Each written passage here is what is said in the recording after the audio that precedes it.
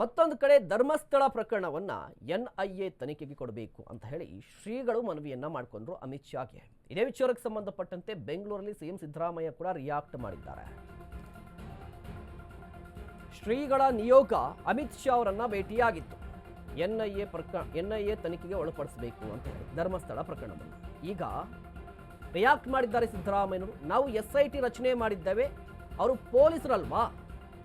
NIAನಲ್ಲಿ ಇರುವಂಥ ಅಧಿಕಾರಿಗಳು ಪೊಲೀಸರಲ್ವಾ?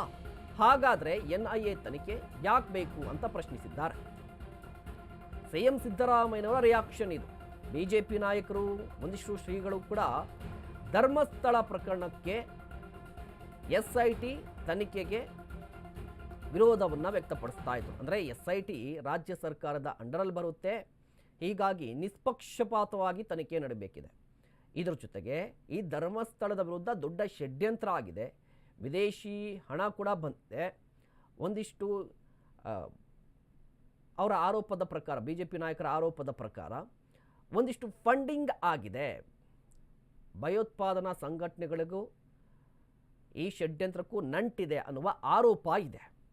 ಆ ಆರೋಪದ ತನಿಖೆ ಆಗಬೇಕಿದೆ, ಈ ರೀತಿಯಲ್ಲಿ ತನಿಖೆ ಆಗಬೇಕಿದೆ. ಹೀಗಾಗಿ NIA ತನಿಖೆಗೆ ಕೊಡಿ ಅಂತ ಹೇಳಿ BJPಯವರು ಒತ್ತಾಯವನ್ನು ಮಾಡ್ತಾ ಇದ್ರು. ಅದೇ ರೀತಿಯಾಗಿ ಶ್ರೀಗಳು ಕೂಡ ಅಮಿತ್ ಶಾ ಅವರನ್ನು ಭೇಟಿಯಾಗಿದ್ದರು. ನೀವು ಕೂಡ ದೃಶ್ಯಾವಳಿಯಲ್ಲಿ ಗಮನಿಸ್ತಾ ಇದ್ದೀರಾ.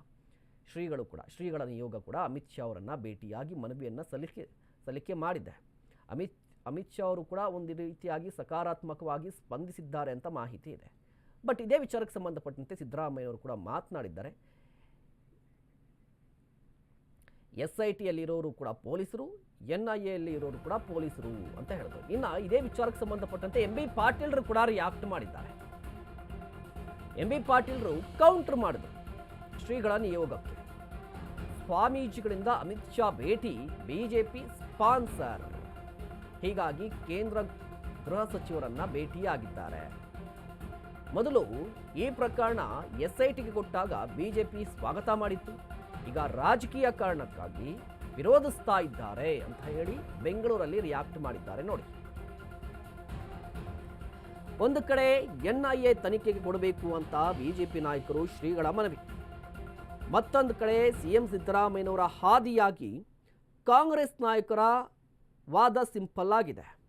ಆರಂಭದಲ್ಲಿ SIT ತನಿಖೆಯನ್ನ ಸ್ವಾಗತಿಸಿದ್ದು BJP ನಾಯಕರೇ, ಜೊತೆಗೆ ಧರ್ಮಸ್ಥಳದ ಧರ್ಮಾಧಿಕಾರಿಗಳು ಕೂಡ SIT ತನಿಖೆಯನ್ನು ಸ್ವಾಗತಿಸಿದ್ದಾರೆ.